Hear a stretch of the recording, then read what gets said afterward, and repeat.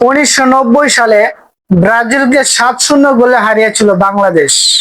Bangladesh football নিয়ে যখনই আলোচনা হয় তখনই অনেকেই বলেন বাংলাদেশ নাকি একবার ব্রাজিলকে 7-0 গোলে হারিয়েছিল।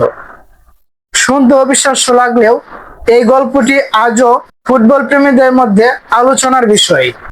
ঘটনাটি 1990 সালের। সে সময় ডেনমার্ক বা সুইডেনে অনুষ্ঠিত একটি আন্তর্জাতিক যুব ফুটবল টুর্নামেন্টে বাংলাদেশের একটি বয়স ভিত্তিক দল অংশ নেয়। বিভিন্ন সূত্রে টুর্নামেন্টটির নাম ডানা কাপ হিসেবে উল্লেখ করা হয়েছে।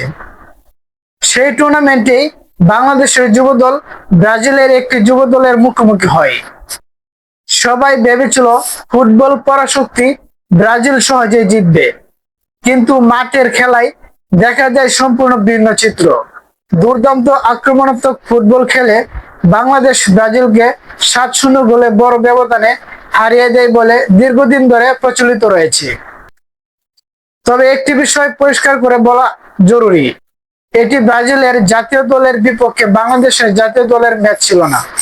আন্তর্জাতিক ফুটবলের অফিসিয়াল রেকর্ড, বাংলাদেশ জাতীয় দল কখনো ব্রাজিল জাতীয় দলকে 7-0 গোলে হারায়নি।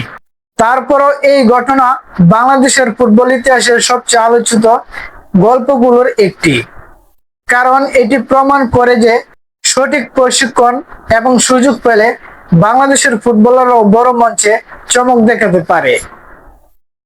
সো ফ্রেন্ডস, আপনার কি মনে হয় ভবিষ্যতে বাংলাদেশ আবারও আন্তর্জাতিক ফুটবলে এমন কোনো ইতিহাস গড়তে পারবে? আপনার গুরুত্বপূর্ণ মতামত কমেন্টে জানাবেন। ভিডিওটি ভালো লাগলে একটা লাইক দিবেন, শেয়ার করবেন এবং ফুটবলের সব খবর সবার আগে পেতে আমাদের এই সোনামণি চ্যানেলটি সাবস্ক্রাইব করুন। ধন্যবাদ সবাইকে। আল্লাহ হাফেজ।